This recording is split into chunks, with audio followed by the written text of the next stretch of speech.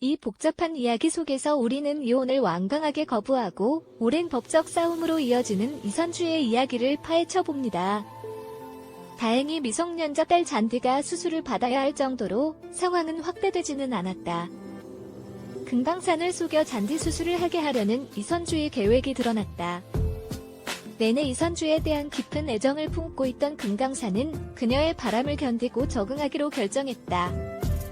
하지만 그는 바보가 아니고 잔디에게 했던 것처럼 거짓말을 거부하며 이선주를 자애로운 후원자로 그려낸다. 알고 보니 이선주의 한국 귀국에는 둘째 딸 제니를 중심으로 한 은밀한 동기가 있었다. 이 사실은 이선주를 진심으로 아껴준다고 믿고 10년 동안 기다려온 금강산에게 엄청난 고통을 안겨준다.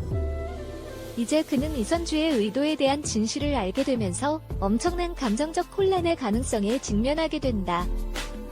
게다가 그는 이 복잡한 관계에 얽혀있는 옥미를 대신해 상당한 정신적 고통을 감내해왔다. 내러티브는 금강산이 이선주와의 관계에서 마침내 종말을 맞이하고 있으며 이혼 절차가 임박한 것으로 보인다.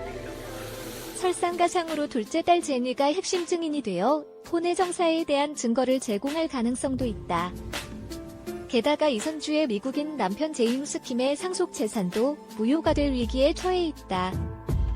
금강산은 이선주의 가족을 위해 수많은 고난과 희생을 감수했음에도 불구하고 이 실질적인 유산을 잃을 위기에 처해 있다.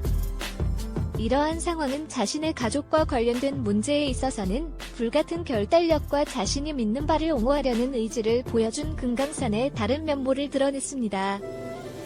이선주의 대담함과 반성 부족은 그를 분개하게 만들었습니다. 잔디와 시댁을 위해 평화를 유지하려는 노력에도 불구하고 비록 금강산의 이선주에 대한 인내와 변함없는 사랑은 놀라웠지만 이제 그 외관은 무너지고 있는 것 같습니다.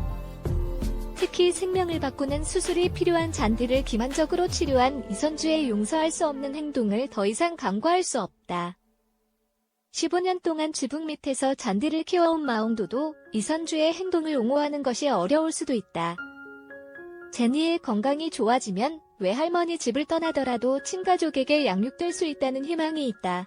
그들의 관계의 미래는 불확실해 보인다. 가족의 아내이자 엄마인 이선주의 귀환은 옥밀의 가족에 충격을 안겼다. 황철란에게 이 정보를 숨기려던 황만석은 결국 가족 모두가 이 사실을 알게 될 것이라고 예상한다. 이 계시는 잠재적으로 가족 내 역학을 재구성할 수 있습니다. 그러나 가장 큰 비밀은 아직 밝혀지지 않았습니다. 바로 금강산이 잔디의 생물학적 아버지가 아니라는 사실입니다. 생물학적으로 자신의 아이가 아닌 아이를 키우기 위해 10년 동안 헌신해온 금강산을 생각하면 이 폭로는 만약 공개된다면 기념비적인 폭로가 될 것입니다. 금강산은 이혼의 법적 문제를 헤쳐나가고 이선주와 제임스 킴 사이의 막대한 상속 차이에 맞서 싸우면서 엄청난 도전에 직면해 있습니다. 한국의 복잡성과 제한된 법적 자원에도 불구하고 궁극적으로 정의가 구현될지는 의문입니다.